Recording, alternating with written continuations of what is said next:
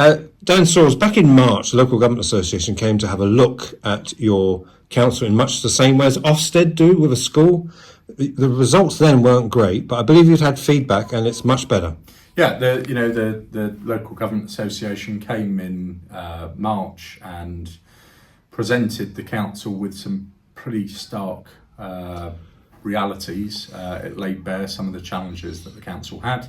And when I became leader in May, I made very clear that we wanted to change this organisation, not just for the people that worked here, but fundamentally for the town. And, I'm extremely proud that nearly 6 months of the day since I became leader, the LGA have come back, and what they have found is there has been, the opening line of their report says, profound change in this council, both in what we're delivering, the relationships, what HTS is delivering, our engagement with other councils, other partners. It's been pretty remarkable what we have done over the last 6 months, and I think we're now on the path to a much better future. And how have you done that? How has the team done that? Well, first and foremost, fundamentally, there is political stability. We set out 5 very clear priorities for the organisation, energise the organisation around those priorities, and we're delivering things that people 6 months ago fundamentally did not think were possible. When I first said we were going to clear the backlog in housing repairs in this financial year, people thought I was nuts. Yet here we are today, nearly 90% cleared, ahead of target towards clearing it. And that's just one example of those priorities, whether it's on fixed council housing, restoring pride, rebuilding the town, securing investment or improving council services.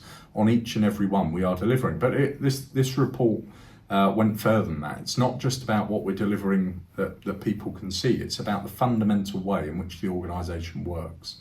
And that has changed. And, as they highlight in the report, there have been some very deep-rooted problems in this council that spanned many, many years. And through one way or another, we have cracked a lot of those problems and are really on the path to a better future. So you've more or less, again going in Ofsted terms, more or less gone from requires improvement to good with elements of outstanding. What happens next? Well, we continue the work. Of course, there is an election in May, and that may change things depending on how people decide to vote. But, I think, as I said, what we can be very proud of is what we've achieved. But to be frank, a lot of those things are things that should be happening anyway. I mean, one of the things that the report mentions is that we are now at a point where the relationships are as they should be in a council. And I think that shows, given how far we've come, that things weren't right. But fundamentally, we've addressed those. So they've given us some recommendations on how to take things forward further. But ultimately, we're hell-bent on delivering our 5 priorities, and that's what we'll be continuing to do. I was speaking to Robert Halfon, the MP, yesterday, and he mentioned how huge percentage of his mailbag is housing. And so many of us should never underestimate how, is that why you prioritise it? It's almost like a no-brainer. It's so important to people. Yeah, well, it's, out of our 5 priorities, the first one this year was to fix council housing, because the day I became leader, there were over 5,500 outstanding housing repairs. The average wait time for a repair was over 9 months. The average turnaround on an empty home was over 60 days. We have as I already spoke to you about this morning, we have a housing allocations policy that has some deep-rooted injustices, and our planned maintenance of our properties was particularly poor. And, as a tenant, tenants weren't getting the support and service they should be getting from the council. So I set out very clearly on housing. First, we would clear the backlog in housing repairs. We're nearly 90% of the way there. Second, we would cut that average wait time from 9 months to 30 days. We've already cut it to 60 days, and it will come further. The average turnaround in a void has gone from over 60 days to just over 20 days, and we have the fewest voids in the system, as it were, than we have for many years. We've introduced an inspection of council homes, so we're out now inspecting people's council homes and ensuring that we're offering them the support that they need. We've introduced the stock condition survey, and what that means is we're surveying the condition of all of our properties to ensure that we are maintaining them better overall.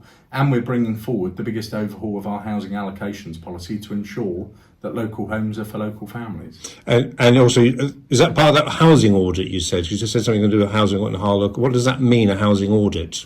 Well, so there are 2 parts to this, and they're not to be confused. The first is very much people and tenant focused. So that's our housing officers coming to people's properties to do a number of things. One, to ensure that the tenant is fulfilling their tenancy agreement, and they're not doing things that they shouldn't be doing, or people living there that shouldn't be living there, or whatever the case may be. But second part of that is to ensure that the tenants are getting the support they need from the council, and that is a far more proactive way of us engaging as their landlord. The second thing is about the stock condition survey. So that's specialist surveyors looking at the interior and exterior of all of our properties to ensure that we can plan maintenance of those better, and therefore have fewer repairs and people live in better homes.